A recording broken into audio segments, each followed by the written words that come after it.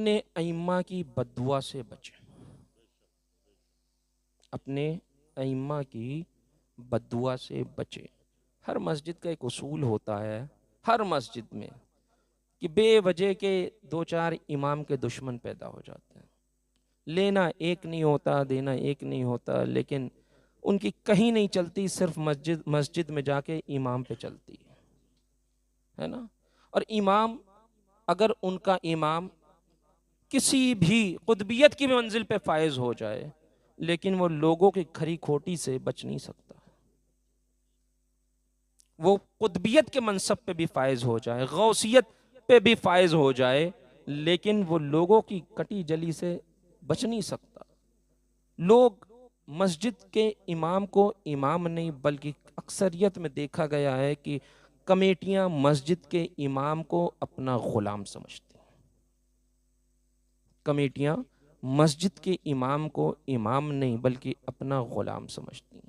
حالات تو یہاں تک ہو گئے کہ جب مسجد میں امام نے اللہ اکبر کہا، تب پیچھے نیت باندھ کے کہا پیچھے اس امام کے اللہ اکبر، اور جیسے ہی امام نے السلام علیکم ورحمۃ اللہ کہا، ویسے ہی کہا نہ آگے اس امام کے۔ فوراً آج تم نے سورت اتنی لمبی کیسے کر دی؟ آج دعا اتنی دیر تک کی مانگ دی، یا اتنی چھوٹی دعا مانگی، اتنی مختصر نماز پڑھائی، فوراً شروع ہو جاتا ہے۔ لیکن جانتے ہیں دور فاروقی ہے، فاروق اعظم کا دور ہے، اور کوفہ میں حضرت سعد ابن ابی وقاص کو ایک مسجد کا امام بنایا گیا۔ بخاری شریف میں بھی یہ روایت موجود ہے، مسلم شریف میں بھی ہے، غالباً مسلم شریف میں باب الاذان میں یہ موجود ہے۔ حضرت سعد ابن ابی وقاص کو کوفہ کی مسجد کا امام بنایا گیا۔ کوفہ سے خطوط آنا شروع ہوئے، وہ ایک خط ایسا آیا جس میں لکھا تھا کہ سعد کی نماز درست نہیں۔ وہ سعد بن ابی وقاص جن کے لیے قرآن مقدسہ میں آیتیں نازل ہوئیں، وہ سعد ابن ابی وقاص جو اسلام کے پہلے تیر انداز ہیں، وہ سعد ابن ابی وقاص جن کے لیے اللہ کے نبی نے ارشاد فرمایا فداک ابی و امی، اے سعد تم پہ میرے ماں باپ قربان۔ وہ سعد ابن ابی وقاص جس کے لیے اللہ کے نبی ارشاد فرمائے اے سعد تم میرے ماموں ہو، جو اولون سابقون میں ایمان لائے، وہ سعد ابن ابی وقاص، ان کے لیے تحریر آئی ہے کہ سعد بن ابی وقاص کی نماز درست نہیں۔ سوچئے، جس نے نماز مصطفیٰ کو دیکھ کے پڑھنا سیکھا ہو، جس نے نماز مصطفیٰ جان رحمت سے سن کے سیکھا ہو، جس نے نماز مصطفیٰ جان رحمت کے پیچھے پڑھ کے پڑھنا سیکھا ہو، اس کی نماز پہ انگلی اٹھائی گئی ہے، اس کی نماز درست نہیں۔ جب یہ شکایت مدینے آئی فاروق اعظم کے پاس، یہ بہت سی شکایتیں آئیں، لیکن اس میں سے جب یہ شکایت دیکھی گئی تو فاروق اعظم رضی اللہ تعالیٰ عنہ نے حضرت محمد بن مسلمہ اور زید بن ارقم کو تحقیق کے لیے بھیجا، کوفے بھیجا تحقیق کے لیے۔ یہ دونوں صحابی کوفے گئے، تحقیق شروع کی، تمام مسجدوں میں گئے، ایک ایک بندے سے پوچھا کہ سعد بن ابی وقاص کی نماز کیسی ہے۔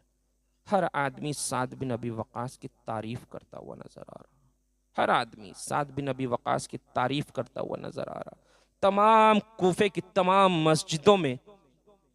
جب پوچھ لیا تو بنو ابس کی مسجد میں پہنچے۔ جب بنو ابس کی مسجد میں پہنچے تو وہاں ایک شخص ملا جس کا نام اسامہ بن قتادہ تھا، جس کا نام اسامہ بن قتادہ۔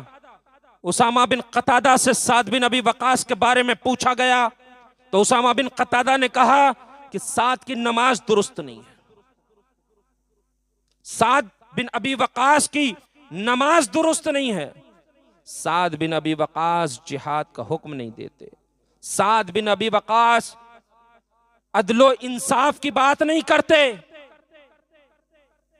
آج اس کے بارے میں کہا جا رہا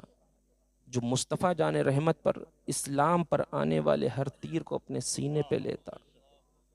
آج اس کے جہاد پہ بات کی جا رہی، اس کے انصاف پہ بات کی جا رہی، اس کی نماز پہ بات کی جا رہی، جس کے لیے اللہ کے نبی ارشاد فرما رہے ہیں ساتھ تم پہ میرے ماں باپ قربان، اس سعد ابن ابی وقاص کے لیے کہا جا رہا۔ بہرحال لوگوں نے اس خط میں لکھا ہوا تھا کہ اگر ان کو معزول نہیں کیا گیا تو یہاں فتنہ اور فساد برپا ہو جائے گا۔ آپ کو آپ کے منصب سے معزول کر دیا گیا، لیکن جب منصب سے معزول کیا گیا تو سعد بن ابی وقاص نے اپنے رب کے حضور ہاتھوں کو اٹھایا تھا، ہاتھوں کو اٹھا کے عرض کیا تھا کہ پروردگار عالم، اگر تیرا یہ بندہ اپنی بات میں جھوٹا ہے، کاذب ہے، تو اے پروردگار عالم اس کی عمر میں برکتیں فرما، اس کی عمر میں برکتیں فرما، اے پروردگار عالم اس کے فاقے میں برکتیں فرما، اے پروردگار عالم اسے فتنے میں مبتلا فرما۔ حضرت سعد بن ابی وقاص کی دعا لوح محفوظ پہ محفوظ ہو گئی، وقت گزرتا گیا،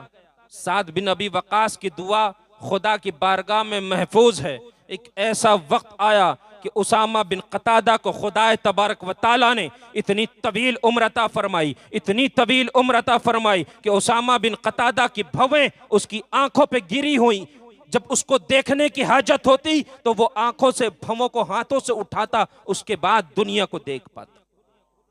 اتنی طویل عمر اس کو اللہ تبارک و تعالیٰ نے دی، کیونکہ دعا سعد بن ابی وقاص نے کی تھی، مستجاب الدعوات تھے، صحابی رسول تھے، صاحب مصطفیٰ جان رحمت کے ماموں تھے، دعا انہوں نے کی تھی، تو اللہ تبارک و تعالیٰ نے اتنی طویل عمر عطا فرمائی کہ اسامہ بن قتادہ اپنی آنکھوں کو کھولنے کے لیے پلکوں کو ہاتھوں سے اٹھاتا، اس کے بعد چوراہے پہ کھڑے ہو کے بھیک مانگتا۔ وہ کوفے کا امیر ترین آدمی، وہ کوفے کا پیسے والا آدمی، حضرت سعد بن ابی وقاص کی بد دعا کہ اس کے فاقے میں اضافہ فرما، تو خدا تبارک و تعالیٰ نے ایسا اضافہ فرمایا، ایسا اضافہ فرمایا کہ کوفے کے امیر ترین شخص کو سڑک پہ بھیک مانگنے کے لیے کھڑا کر دیا۔ اور پھر سعد بن ابی وقاص نے ایک اور دعا کی تھی کہ پروردگار عالم اسے فتنے میں مبتلا فرما،